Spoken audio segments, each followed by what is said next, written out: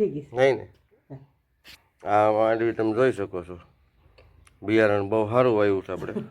ખાતર એટલું વાવ્યું લગભગ 1 વીઘે 2 ખાંડી તો કન્ફર્મ એમ એટલે 15 વીઘા છે એટલે 30 ખાંડી જેવું થાય સવારના બધાને મારા જય માતાજી જય સ્વામિનારાયણ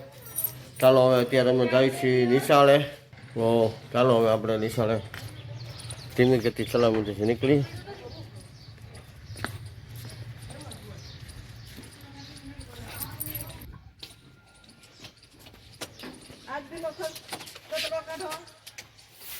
ચાલો સવારમાં આપણે નિશાળે ગયા હતા અત્યારે ઘડીક બપોર વસાડ નવરા છે શીકું પાકી ગયા છે થોડાક શીકું ઉતારી હા પાંદડા બહુ ખરે એ આંબો ને રામફળી આપણે કાપી નાખ્યા જોયું તમે સોલારમાં નડતા હતા એક શીકું રહી છે એટલે શીકું આવ્યા થોડાક જુઓ થોડાક શીકું ઉતારી લઈ બીજા હજી પાકવા નાખી દઈ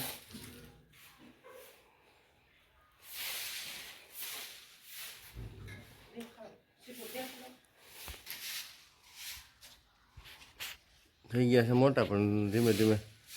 પાકતા જ એમ કાઢતા રહું થોડા નકર બગડી જાય પાછા આ બાજુ છે લાટ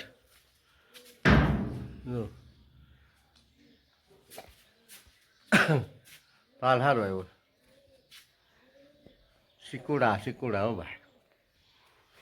શીકું એટલે આમ જો તમે હાકર ટૂંકી પડે એવા હો કે વાત રહેવાય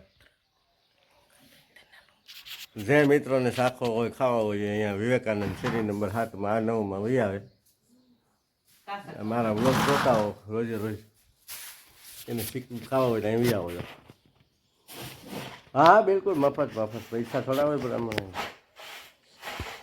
મફત શીખવું 2-3 દિવસમાં પાકી જાય ફર્સ્ટ ક્લાસ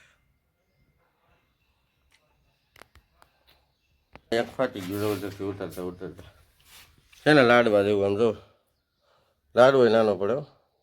તો મિત્રો આપણે ફળિયામાં મરચી વાવી છે અટાણે ફાલ આવવા મળ્યો છે હવે ભજીયા થાય ને એવા મરચાં આવવા મળ્યા છે ના માંડવી વાવી છે લગભગ 15-20 વીઘાની જો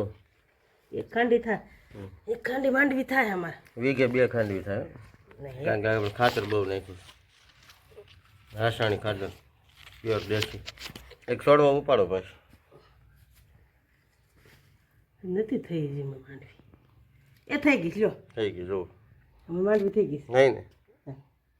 આ માંડવી તમે જોઈ શકો છો બિયારણ બહુ સારું વાવ્યું છે આપણે ખાતર એટલું વાવ્યું લગભગ